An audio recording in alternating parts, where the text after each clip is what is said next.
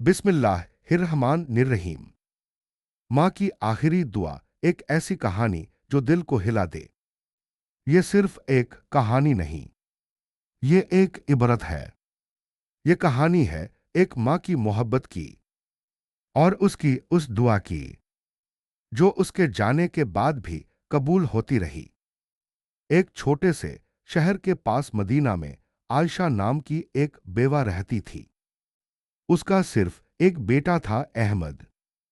अहमद उसकी पूरी दुनिया था, उसकी उम्मीद, उसका सहारा। लेकिन कभी कभी औलाद वालिदैन की कुर्बानियों को समझ नहीं पाती। आयशा लोगों के घरों में काम करती थी, कपड़े धोती, बर्तन साफ करती, खाना बनाती, सिर्फ इसलिए कि उसका बेटा पढ़ लिख कर कामयाब बने। रात को जब अहमद सुकून से सो जाता, वो अपनी जानमाज़ पर बैठ जाती, हाथ उठाती, आंखों से आंसू गिरते। या अल्लाह, मेरे बेटे को हिदायत दे, उसे नेक बना दे, उसे बुरी सोहबत से बचा। कई बार उसकी चादर आंसुओं से भीग जाती, लेकिन अहमद को यह सब नजर नहीं आता।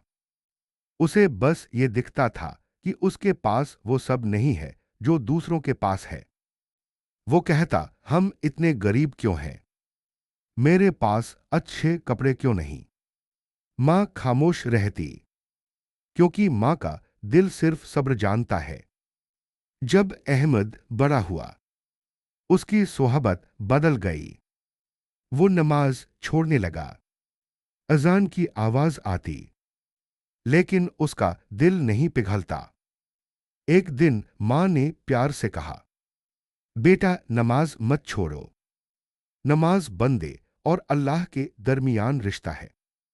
अहमद गुस्से में बोला, अम्मी, हर वक्त दीन की बात मत किया करो। ये लफ्ज उसके दिल में तीर की तरह लगे। उस रात उसकी दुआ बदल गई। या अल्लाह, अगर मैं जिंदा न रहूं तो भी मेरे बेटे को सीरत मुस्तकीम पर ला दे। सर्दियों की एक सुबह आयशा अचानक बेहोश हो गई। डॉक्टर ने कहा, इनकी हालत नाजुक है। अहमद पहली बार डर गया। वो अस्पताल में मां के पास बैठा था। मां ने कमजोर हाथ से उसका हाथ पकड़ा, धीरे से कहा, बेटा मुझसे वादा करो, नमाज कभी मत छोड़ना। अहमद की आंखों से आंसू गिरने लगे, लेकिन जवाब देने से पहले ही उसकी मां की सांस रुक गई। वो अपने रब के पास लौट गई। दफन के बाद अहमद को अलमारी में एक छोटी सी डायरी मिली। उसमें हर पन्ने पर उसका नाम था, या अल्लाह, अहमद की हिफाजत फरमा। या अल्लाह, अहमद को माफ फरमा। या अल्लाह, उसे अपने करीब कर ले। आखिरी पन्ने पर लिखा था, अगर मेरा बेटा मुझसे दूर हो जाए तो उसे मौत से पहले अपनी तरफ लौटा लेना। अहमद जमीन पर गिर पड़ा। वो रोता रहा। उसने महसूस किया कि मां की मोहब्बत कैसी होती है। वो भागता हुआ मस्जिद पहुंचा। अजान हो रही थी। इस बार उसका दिल पिघल गया। उसने सजदा किया और रोते हुए कहा, या अल्लाह, मुझे माफ कर दे, मेरी अम्मी की दुआ कबूल कर ले। वक्त गुजरता गया। अहमद ने कुरान याद किया, गरीब बच्चों की मदद करने लगा, अपनी मां के नाम से एक पानी का कुआं बनवाया।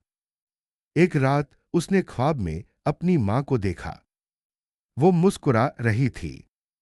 उसने कहा, बेटा, तुम्हारी नमाज मुझ तक पहुंची, तुम्हारी सदगाए जारिया मुझ तक पहुंची। अहमद की आंख खुली। उसका दिल सुकून से भर गया। उसे समझ आ गया, मां की दुआ कभी बेसर नहीं जाती। पैगाम, अगर आपकी अम्मी जिंदा है तो आज ही उनके हाथ चूम लीजिए। अगर वो इस दुनिया से जा चुकी हैं तो आज रात उनके लिए दुआए मगफिरत कीजिए, क्योंकि जन्नत मां के कदमों के नीचे है।